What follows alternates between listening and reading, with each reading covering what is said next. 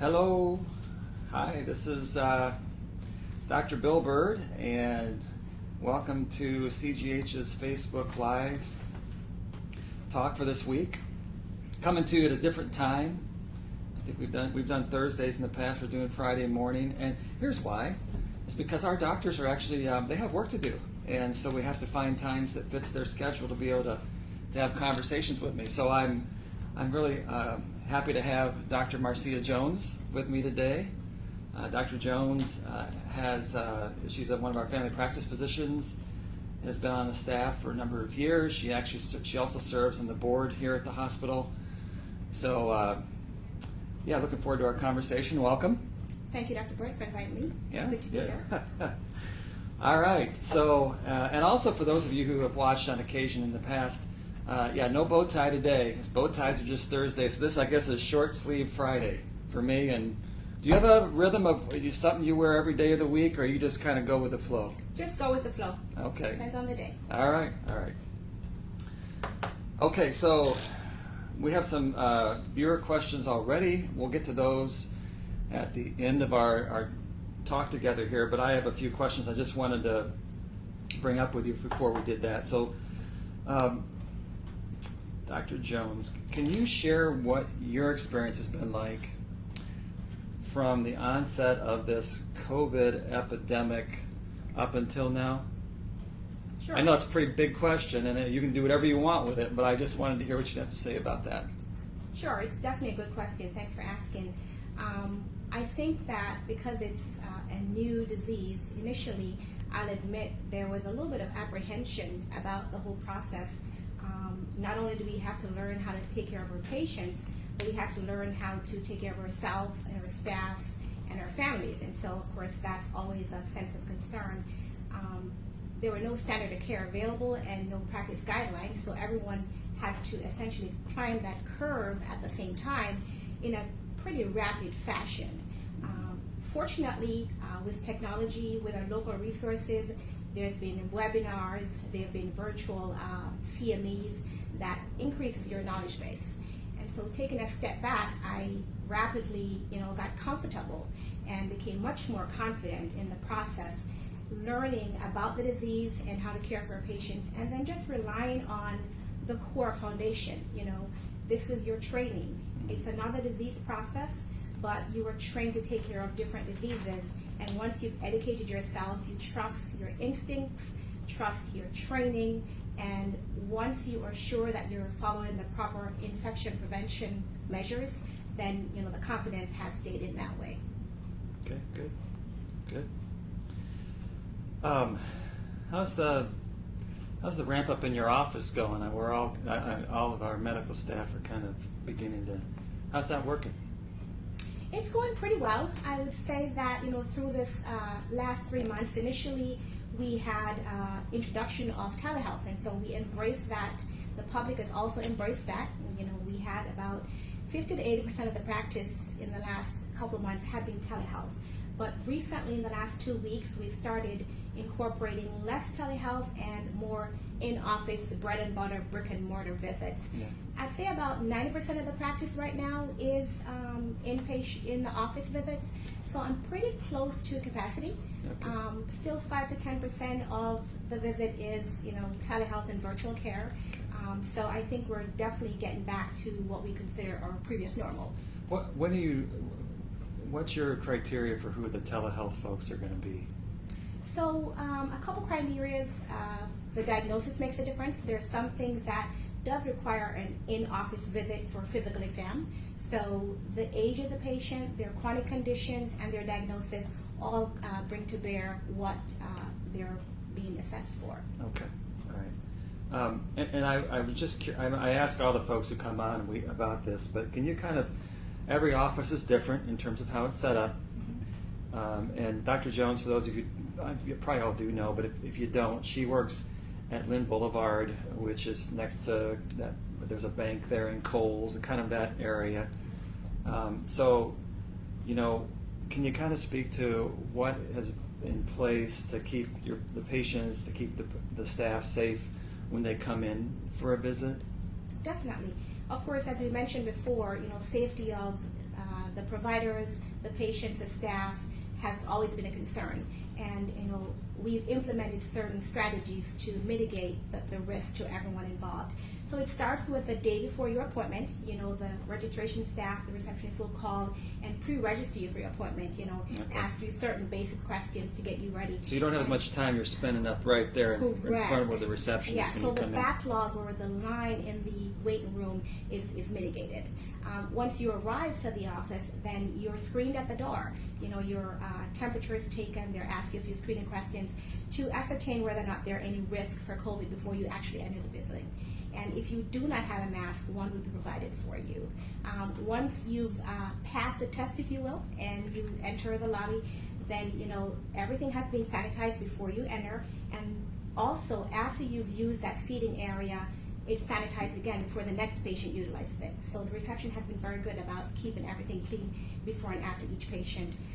Similarly, in the examination room, the nursing staff have been very good about cleaning before and after. We have these little signs that you'll put on the door or the chair to say, it's been used, it's dirty, and it's clean, ready for the next patient. So the whole process from front to back, has been double, intensified. Want to take a little time here to acknowledge, just everyone who's been involved in this process. In the office setting, from the reception to the nursing staff to the refill department to the lab, everyone's gone above and beyond. We've had to reschedule patients multiple times. We've had to ensure they have adequate refills to get them through to the next appointment, make sure their labs are rescheduled. So I can't commend them enough for what they've done. And also acknowledge the patients. They've been very patient, they've been positive, they've been understanding in the whole process, because of course it's new for everyone. So I think the community as a whole has gone above and beyond. Yeah, just think about the reception staff at your office. Like when patients are in the lobby and they stand up, then they get out there and rapidly sanitize and this is a new norm, that. Yeah, definitely. But it's important to ensure that everything is sanitized and people feel safe. Yeah. So Good. A good process. So Dr. Jones, you some of our family practice docs work exclusively out of an office. Dr. Jones is one of our staff members that works in the office but also sees patients in the hospital. So a different perspective there. And I'm just curious what your perspective is now that you've gone, since whatever it was, March 15th until now, and how the rhythm and the vibe is here when you round on patients in the hospital. Yeah, it truly gives you a different perspective being in both worlds. You see how things happen. In the hospital setting, there is also strategies in place to ensure safety of everyone. The screening are similarly, the masks are similar. We are all required to wear a mask, for throughout the hallways and rounding. Depending on where you are and what patient you're assessing, you have to don and doff your PPE.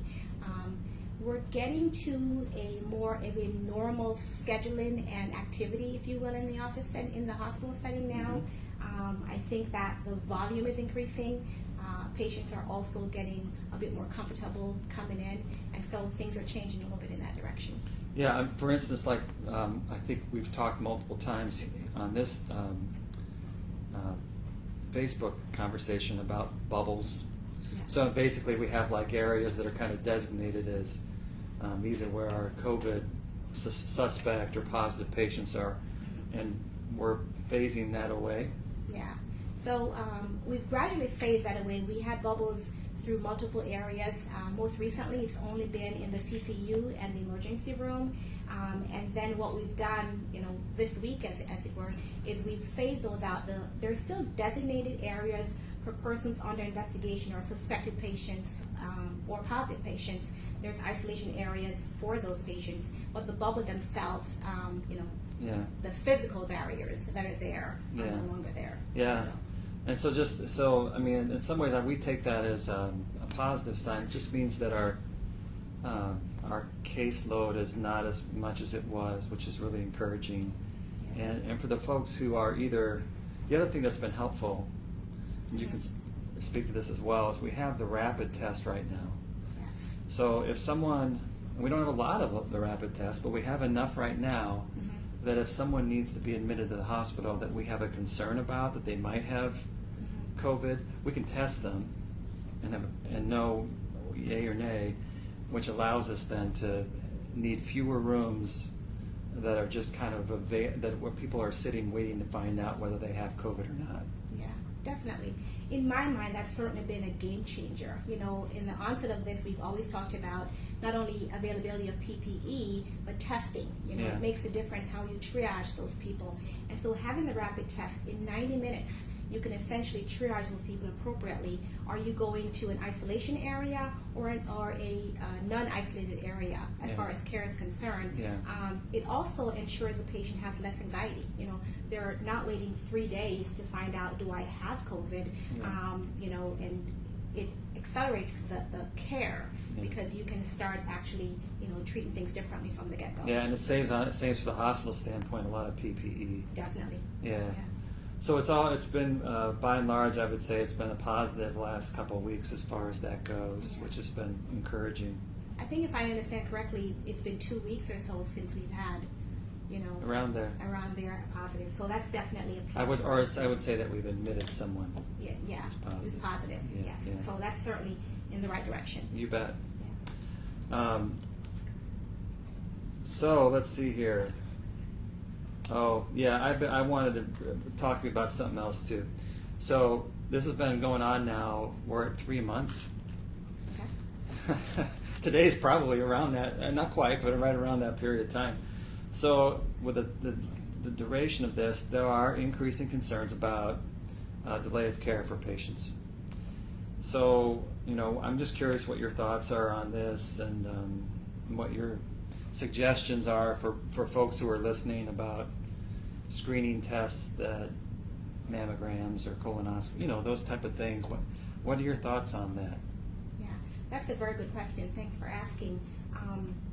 You know, we want to be sure that we don't get tunnel vision here, okay?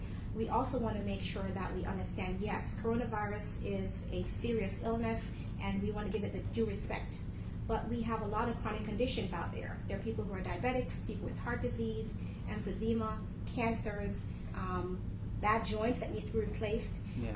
I think when we erected the tent, a few patients commented to me that they thought that was just a sign that we have a lot of coronavirus, and so that was a deterrent. And so there's been a concern of people delaying care just for the sheer fear of coming into the facility to seek care for exposure. Yeah. What we want to assure the public now is, with the strategies we've employed for infection prevention, that it is safe to venture out. We don't want to have you stay home and have flare-ups of your emphysema that goes untreated, have heart attacks that happen without care. I've personally had patients who have admitted in the last week who've had symptoms for more than a couple weeks that they've said, you know, I didn't want to come in because of the pandemic. So I want to allay their fears that, yes, you do have a healthy respect for the virus. You do want to do the necessary measures of, you know, washing your hand and wearing your mask and social distance. But we are taking those precautions here for you. Yeah. And it is safe to come out because your chronic conditions will go uncontrolled, and those will have devastating consequences. Yeah. Okay.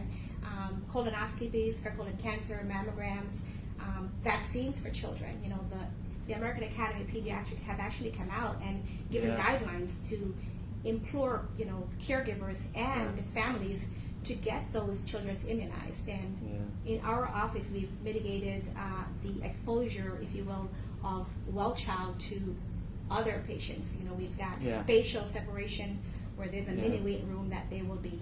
And then we've had scheduling times where we'll actually have the well child visits be either earlier in the morning or first thing in the afternoon, so the parents can feel comfortable that most of the visits at that time are all well child and they can bring their kids in for vaccines.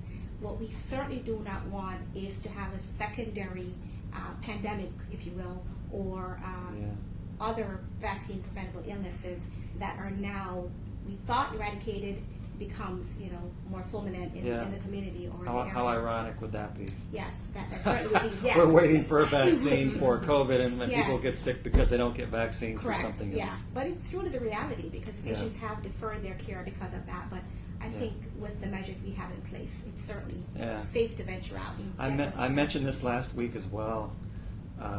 In March, and I think it was March and April, the number of colon cancer cases that were diagnosed were a third less than the previous year. Mm-hmm. And that's not good, because the reality is that there's probably about the same number of people that have colon cancer. Yes, exactly. So it's more about not getting that looked into, and then it's a slow-growing cancer, but still, you go a month, 2 months, 3 months down the road, and all of a sudden you go from something that's manageable to, oh boy, Yeah. this is going to be a tough, tough thing to take care of. So. It'll affect the prognosis and the treatment that is employed, depends on the time. So very important to do that. For the folks that are listening, just I just would ask you that as you kind of weigh the pros and cons. Right now, the pros of coming in and taking care of screening tests and other preventable things are much more prominent than any cons or concerns about COVID and exposing yourself to be in a medical setting.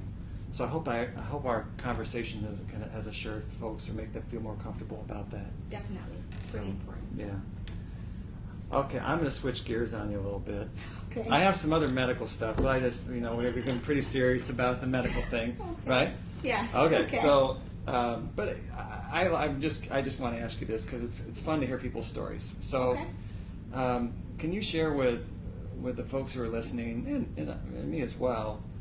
So what led you to a career in medicine? How did you decide not only medicine, but I want to be a family practice physician? Okay. And for those who are listening who don't know this, Dr. Jones is actually originally from Jamaica. And how did you end up in Sterling from Jamaica? So I'll let you tell your story. I think my desire to be a doctor started at a very young age. As you mentioned, I'm from Jamaica, and so my experience with the healthcare was through GPs, which is general practitioners. In today's model here, be a family practice doc. And so whenever I would have an encounter, I was all impressed by their compassion, their ability to do many things in the same facility. I remember going to the hospital for care, and the smell was different. You smell antiseptics and medicines, and for a young child, it was pretty enticing and amazing. Wow, it smells so different from home. So all those kind of piqued your interest. So your home had a different smell than the hospital. Yes, it was cold to get home and smells like medicine in the hospital. And you're like, So that kind of piqued my curiosity. The compassion of the doctors there was, just very, very important to me back then. I think the seed was planted then, and I came here for my education. I did my medical school in Maryland. I went to Florida for my residency. And in medical school, you go through the clinical rotations, your exposure to the various specialties, just to see, what your interest would be like and to help you decide the future career. And what struck me the most about family practice was not only the variety that was there, but the fact that you could also tailor it to, what your skills and comfort level was. So you could, with that, do urgent care or a traditional office practice, nursing home. So I was really struck by that, the exposure, the continuity. And so once I did that rotation, I was hooked. It also registered for me that was a GP back home. Sure. So I think those things kind of came together. As far as moving to this community, I think it was just the right fit. You tour places, you look for the community, the schools, the fit of the hospital, the family feeling. The snow? So was it the snow? That was, believe it or not, part of it. I wanted the variety, Okay. So, there is beautiful weather back home, but there is no winter. And so, in a way, I did want that exposure. I did miss that. And in my mind, it makes me appreciate the island when I go back home a whole lot more. So I think when I arrived here, it was just a good fit, and I've not had any second guess about it. So it's good. One follow-up question for you. Yes. So did you do through high school and college in Jamaica, or did any of that happen here in the States? I did high school in Jamaica and college in the States. Okay. Yes. Okay. What was that? An easy process to go from high school and in Jamaica to go to undergrad in the States? I think the transition was good because we do have a British system in Jamaica. Okay. We graduated at that time at age 16, and so that extra year was enough to get acclimated to the system. So it was okay. Yeah. Yeah. One more time. You said you graduated at what? When you were 16? We graduated at 16 in Jamaica, yes. From high school? Yes. Whoa. Yeah. So then we have gap years, right? Yeah, I'm going back a few years, but you're like Doogie Howser. Wasn't there a gap year? It was like when you were done We're with all that. Doogie Howsers. That's the norm. All right, good. Well, thank you. I appreciate that. Hope that was helpful, interesting for folks to hear that story. So I'm going to ask you. We've been a lot of positive stuff and everything, but I'm supposed to look. Okay, we've got stuff here. Okay, question. All right.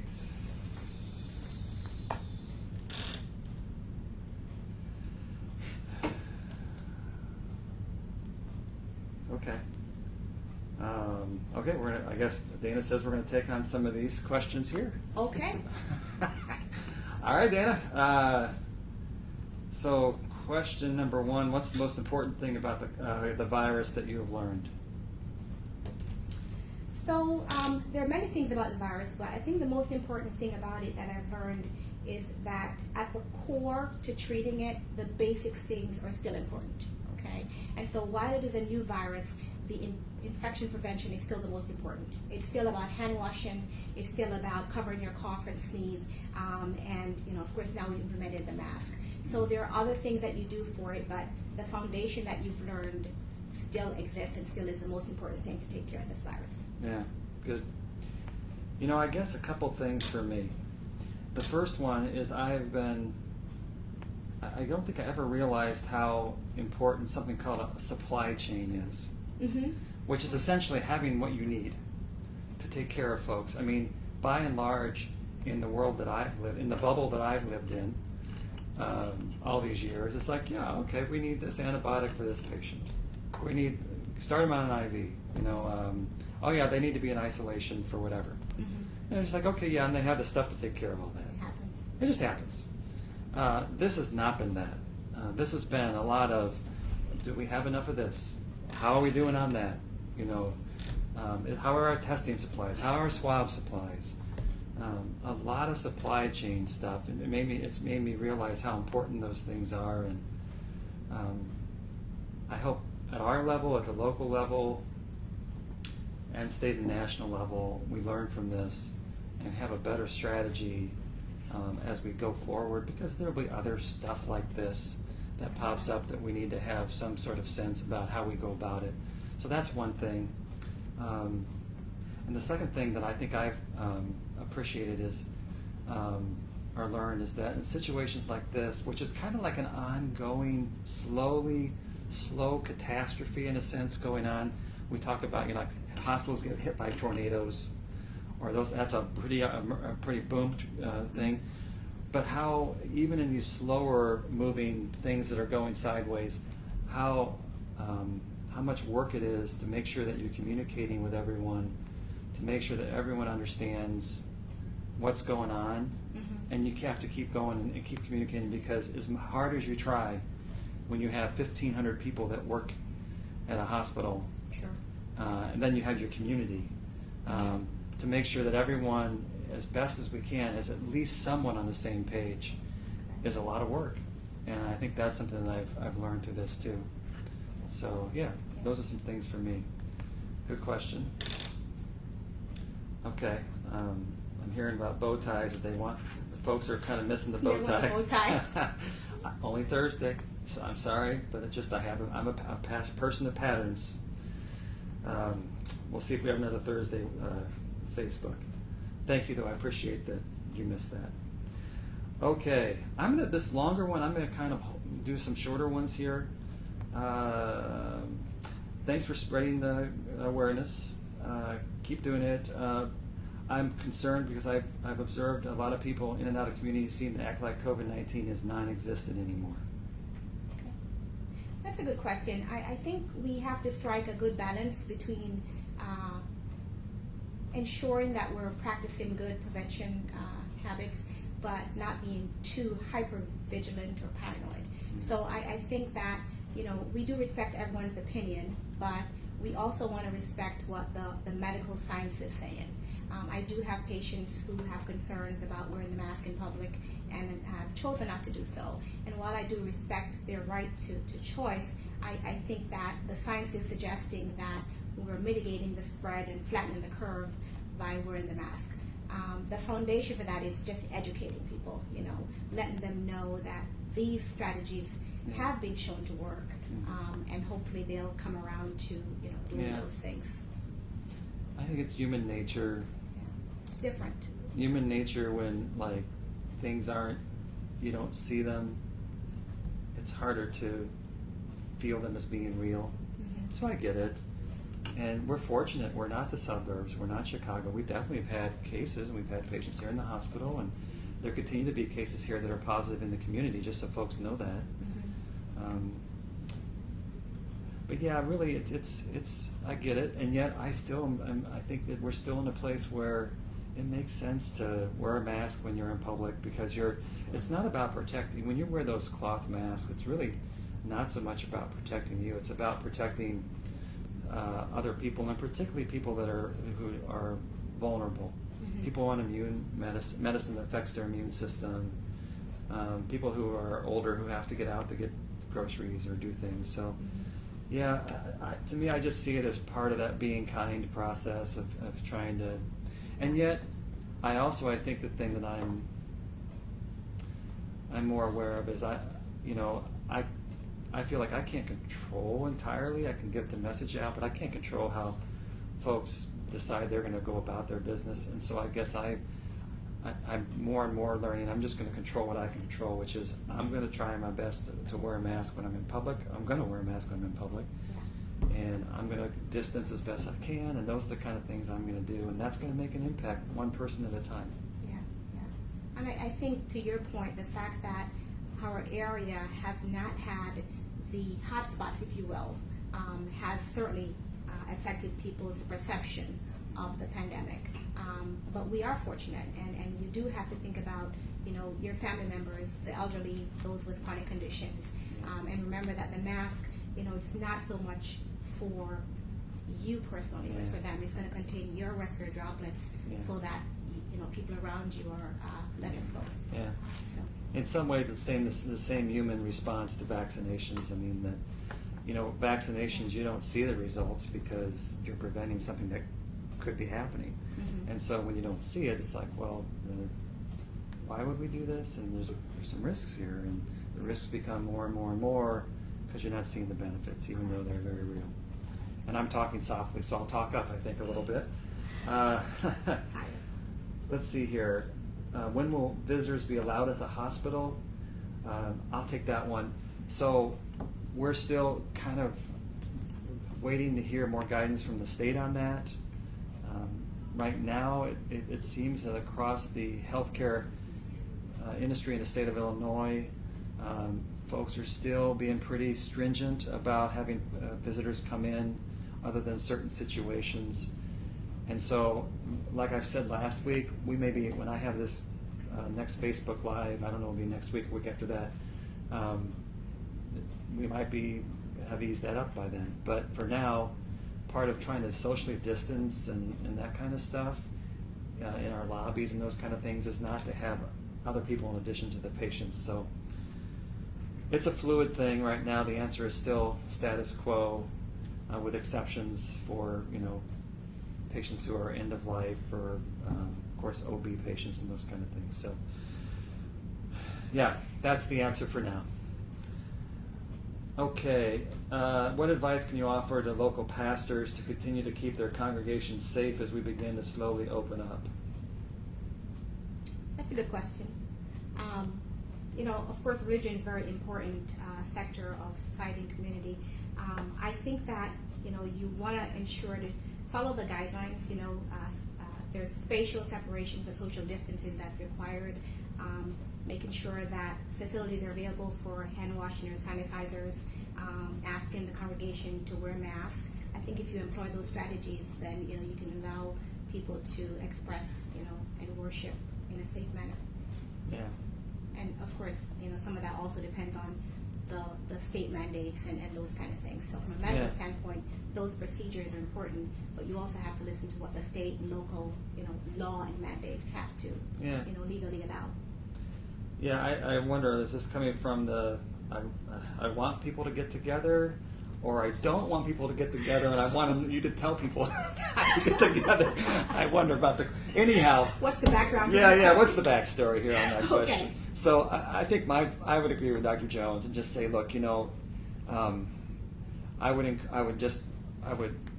keep, in terms of keeping safe, is to follow whatever the guidelines that the state has for any gathering, including church, and just that. I think that would be the thing. It's a human tendency to let some of those things kind of slip and get a little lax.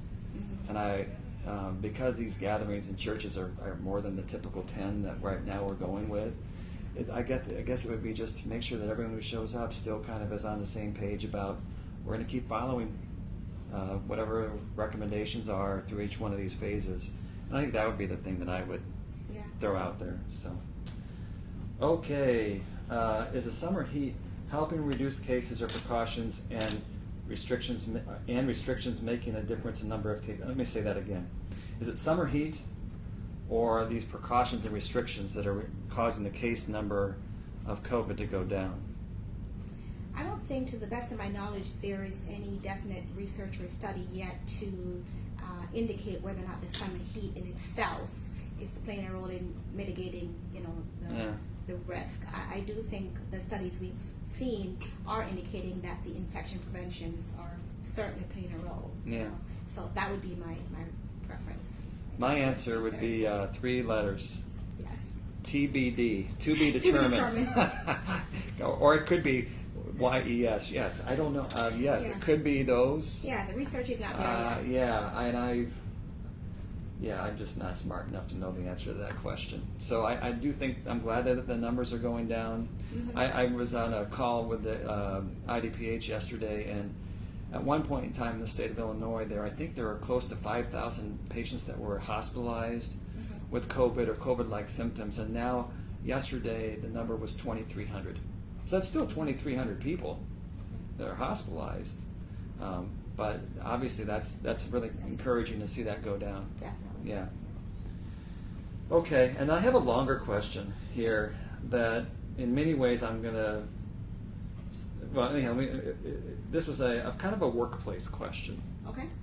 So kind of a little bit about some of the previous question. How are transmission rates impacted in various scenarios considering indoors, outdoors, masked, unmasked, time, dose? Is the time, dose, exposure cumulative in nature or situation independent for raising contraction likelihood? And this person basically is asking because work schedules and arranging work areas for, right now it sounds like it's a workplace where people are able to work outside, but as it gets colder they'll be moving inside, and how to go about planning for that. So your thoughts on that, Dr. Jones? Sure. I think to the best that we know now, of course, being a virus, you would have a viral load, which is a level of exposure or the amount of droplets that you're exposed to. So one would imagine that the longer you're exposed to the virus, the higher the load you're exposed to is going to increase your risk of not just exposure, but actually being infected with the virus. The environment, whether you're in an indoor closed space with poor ventilation versus if you're outdoor, is also going to affect that. Mm-hmm. So those things come to play. As far as your specific work environment, I think if you are able to employ the strategies we talked about, then those are going to mitigate your exposure and your risk.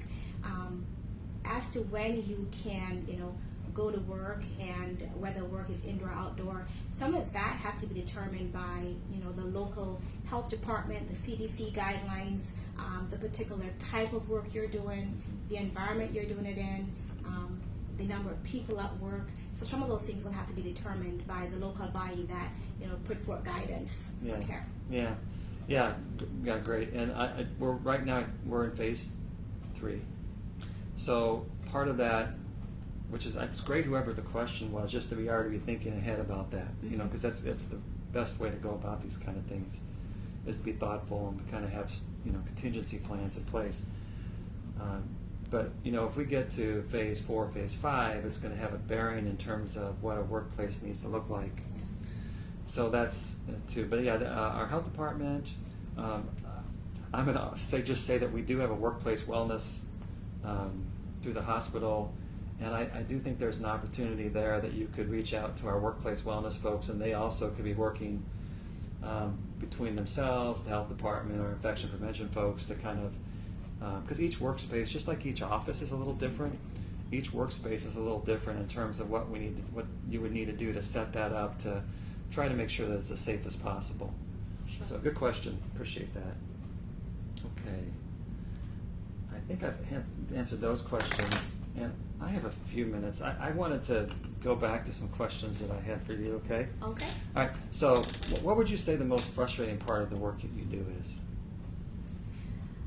I would say challenging. And the most challenging thing for me is dealing with pre-authorizations, pre-certifications, denials. For those of you who are not familiar, of course, is, when you assess a patient and determine the plan of care, you may order a prescription medication, you may order a specific test, or a referral to another specialist.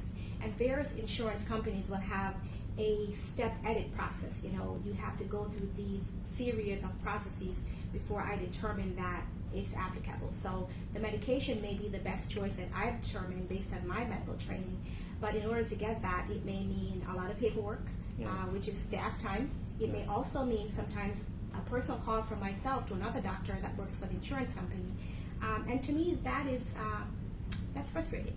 It leads to what I perceive as a delay in care. It may take 3 to 5 days, sometimes even longer, to have the insurance say, I agree with you, or it may take a day for the medication to be authorized. So I wish that if I could change one thing, that would be the most frustrating thing for my work and my day. And unfortunately, there's no way around that. It's your hands are tied. Yeah, that's a good point. There aren't many positives from this pandemic. But one of them has been, from my understanding, is that the insurance companies in many cases have suspended that pre-authorization requirement for patients who need testing.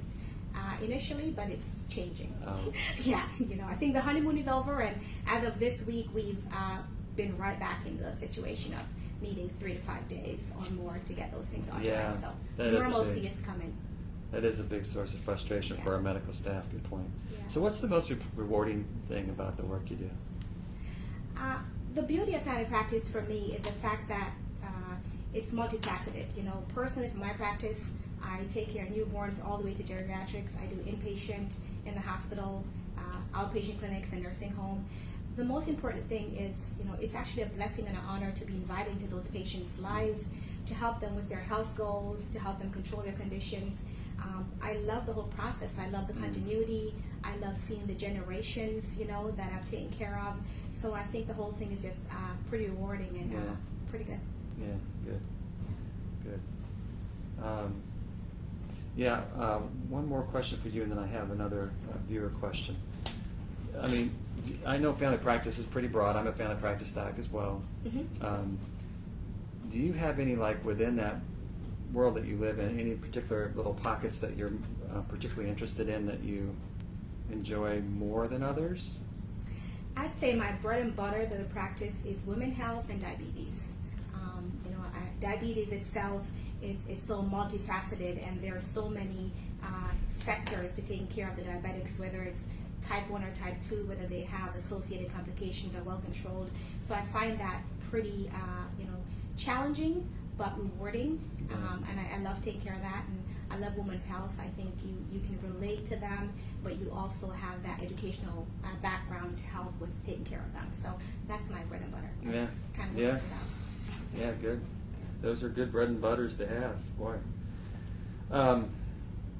What do you see the fall looking like COVID-wise? Another to be determined. I think that everyone has concerns as to, it'll be influenza season.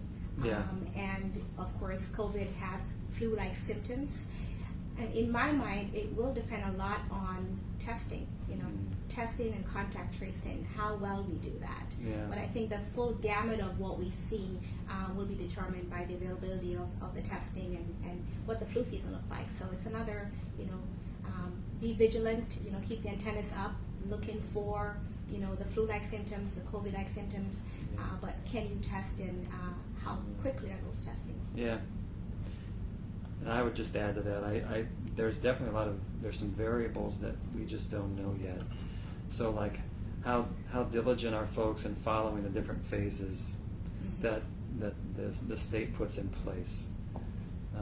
I just read a couple articles today about different new treatments that are going through the process of having patient trials for different treatments for COVID. So will any new medications that are really effective become available sooner rather than later? That's going to be a big part too. You mentioned flu vaccines, and I know there's going to be a really big push towards getting as many people as possible vaccinated for influenza for a couple reasons.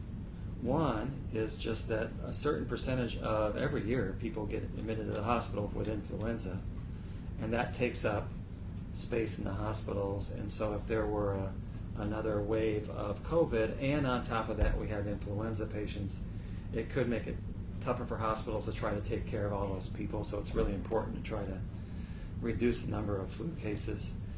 Not only that, but for like someone who's seeing patients, if they have symptoms and you can't, this is COVID, is this flu? Yeah, you want to, as much as you can, have a better sense of, okay, this is one or the other. Correct. Because it makes it tougher to... The treatment, the pathway could be different. Yeah, and the prognosis and all those kind of things is different too, so yeah. Yeah, pretty important. Yeah. Okay, I wanted to touch briefly on, we're having a blood shortage right now. And you have some sense of that too. Yeah, what are you hearing about it? Yeah, and I think it's important, as we talk about other things that we don't want to get lost as we focus on the pandemic, if donation is important, because we are transfusing patients for a lot of other diagnoses, people who have anything from sickle cell to, blood loss from various reasons. So, I know they've had blood drives, and it's important to make sure that we keep those kind of stocked up, because it's important for, other diagnoses. So we see it in the hospital when the shortage is being felt. Yeah, this past week we've been on red, which is like a day or two supply for O positive, O negative, and I think B positive blood types. So, and one thing, a shout out to our community, when we've had these blood drives, man, they've been packed. Matter of fact, we've had to turn people away. So thank you for those of you who have been part of those. There is, however, a national shortage, and so one thing that I'm going to just throw out as a possibility for those of you who weren't able to make it to the blood drive this time, we're exploring the possibility of doing another blood drive sooner, but I'm not sure if we can pull that off. But we will have on our Facebook page, and we will have on our website, phone numbers for you to call, because you can go to our Mississippi Valley in the Quad Cities, the regional blood bank area, and you can donate there, I'm pretty sure. So for those of you who have some time and are willing to do that and have those particular blood types, that'd be really helpful. So we'll put something out there so you can see those and know to do that. So appreciate that as well. Thanks in advance. Yeah. Okay. This has been great. I appreciate you hanging out with me and answering some questions. You've done a great job. Thanks for inviting me. Yeah, so, I have one more maybe here. Okay. One more here. Let's see what I've got. Two more. Oh, wow, they keep coming, yeah. Have you used the plasma therapy yet in the hospital? Yes, we have. Okay.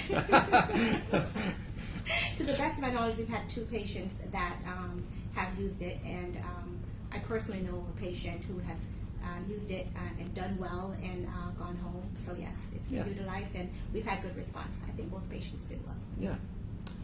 Are there any further recommendations you have for students who possibly returning to universities beyond the guidelines issued on the state and national level? You probably have some folks. You probably have some students, don't you? I certainly do. So of course, I think the national local guidelines are going to be paramount and important. But I also see that it comes down to a family personal preferences. I know most universities are offering the option of dual education where there's either online or in person. They're actually taking steps to either make sure the dorms are less saturated with students and things like that. So I think, you follow the recommendations, you implement the infection prevention strategies, and then you at the end of the day decide what is it that's best for my family, what is best for my student, how well do they learn an online versus in class, and all those things will come to bear as far as your decision in the fall. There's no one right for everyone. It's family, individual, dependent, and then state and local law, what's legally allowed and medically necessary. Yeah, that's a tough one because not only that, but you have every state in terms of how open they are versus other states. My youngest son goes to an out-of-state college, and so just that whole idea of and then this, how do they learn? Because I know for the student that I have who's in college did not find online learning very good. He found that to be really difficult to not be in a classroom and interacting with professors and other students. And so that whole thing of what's the best educational experience for students as well. That's going to be a real conundrum, and it's a case by case. Sure. Yeah, individualized, and in any aspect, it is the new norm that you'll have to decide. What is best for your student, for your family, and what's allowed at your university and your state. So to be determined. No, that's good. And so once again, I want to thank Dr. Jones, but I want to thank also all of our staff here at the hospital. I continue to, this is like the cleanest place. When you go, our floors shine. So to the folks who, like Todd, the guy who does our floors, does a great job. Robert also, I think, helps with the floors too. So I just know some folks that I run into all the time. It takes so much to keep a hospital going. I certainly agree. I think from the maintenance, cleaning staff, nursing staff, lab, registration, scheduling, everyone has gone above and beyond. And I think you don't realize, at least from my perspective, how much it takes to make the wheels turn in this place, and what's important, and how every little piece of the puzzle has to fit nicely for everything to flow. And I think the pandemic has further highlighted that everyone's important, from the entrance to the exit of the patient care. Every piece of the puzzle has to work for things to fall in place, and it's been tremendous that everyone's done a good job. So kudos to everyone. Yeah, for sure. Definitely. So Dr. Jones, hope you have a good weekend. I see that you're not on call this weekend, so hope you have a Dr. Reader's on the. Yes, got a free weekend, and it's going to be one of rest and relaxation. It's supposed to be great out, so hope you have a good time. Yes, great. Thank you for all who have listened, and we'll keep the Facebook in terms of when we're going to do this next. We're going to kind of mix it up based upon availability of our medical staff. So thanks for listening. Bye. Thank you. Bye. Thanks for having me. Yeah.